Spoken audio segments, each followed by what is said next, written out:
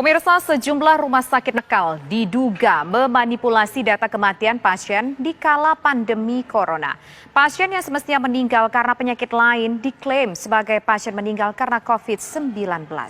Mengapa? Benarkah manipulasi dilakukan rumah sakit atas nama pencairan dana pemerintah?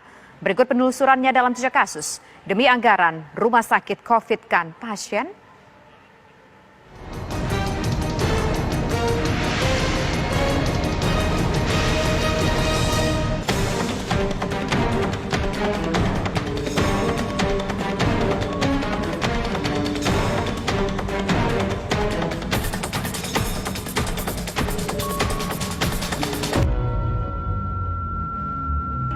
Dugaan adanya rumah sakit nakal yang merubah status penyakit kondisi pasien non-COVID-19 menjadi positif menuai tanda tanya besar. Pertanyaannya, bagaimana mungkin hal ini dapat terjadi dan seperti apa pengolahan data di rumah sakit yang sebenarnya?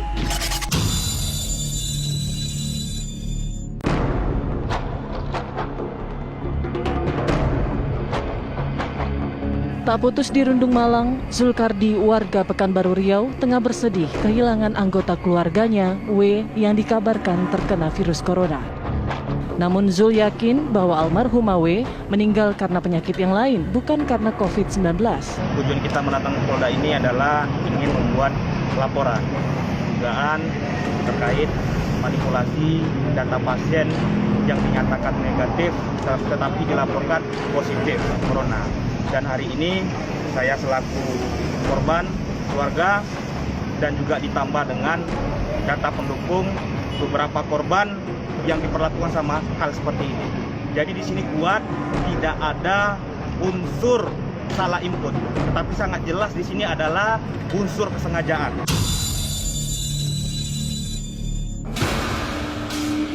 Yang mengejutkan, Zulkardi pun menyebut ada sejumlah korban salah input data pasien meninggal COVID yang ada di Pekanbaru Riau. Kemungkinan mencapai 10 orang yang sama diperlakukan seperti keluarga kita. Jadi kedatangan kita di sini ingin mengungkap permasalahan ini. Terus juga kita ingin Pekanbaru ini terlepas dari zona hitam, karena laporan yang dilaporkan daftar pasien yang corona meninggal positif corona itu hoax. Kita ada datanya. Dan ini akan kita berikan kepada penegak hukum ini Polda Riau. Kalau satu saja yang salah info tidak apa-apa. Ini lebih dari satu. Ini lebih dari satu. Jadi di sini kuat dugaan ada permainan, ada mafia di balik bencana COVID-19 yang ada di Riau ini.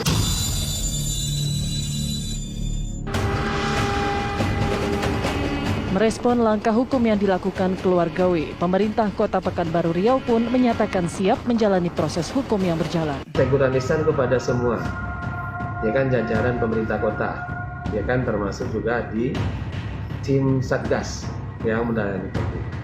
Tentu kita lebih cermat dan lebih hati-hati lagi di dalam memberikan pelayanan, apalagi dalam pencatatan data-data. Maka dicermati pendataan yang datanya sampai ke kita. Koordinasi antara pencatatan dan informasi ini kita harapkan tentunya kepada tim Satgas yang membidangi tentang pencatatan laporan-laporan COVID ini supaya bekerja lebih teliti lagi, sehingga tidak terjadi miskomunikasi sebagaimana yang terjadi di dalam peristiwa ini. Sementara kita sudah lakukan adalah pemeriksaan saksi lapor, kemudian kita dalam melengkapi administrasi penyidikannya, kemudian rencana kita akan memanggil beberapa saksi, keluarga korban, mungkin yang kemarin mengambil data swab itu, kemudian juga dari pihak terkait akan kita berketerangan.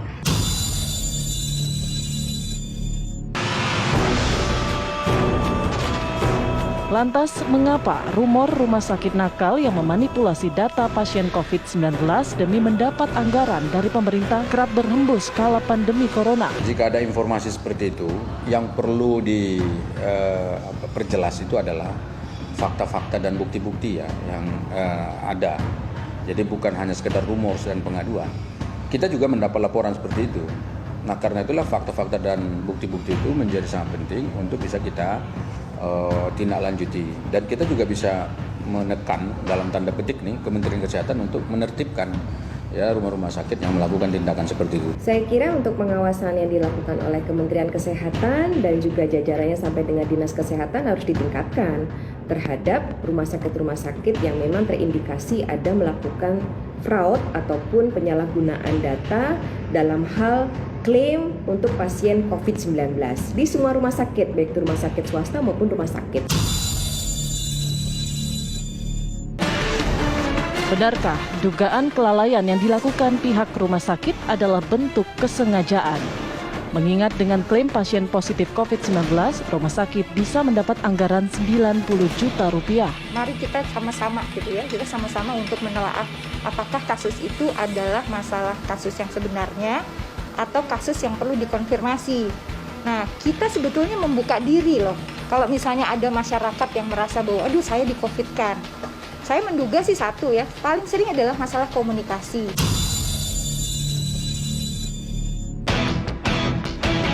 Di tengah merebaknya isu manipulasi data pasien meninggal COVID-19, selayaknya pemerintah bisa melakukan pencegahan. Karena tak seyogyanya ada pihak yang mendulang rupiah kala semua elemen berjuang menghadapi wabah.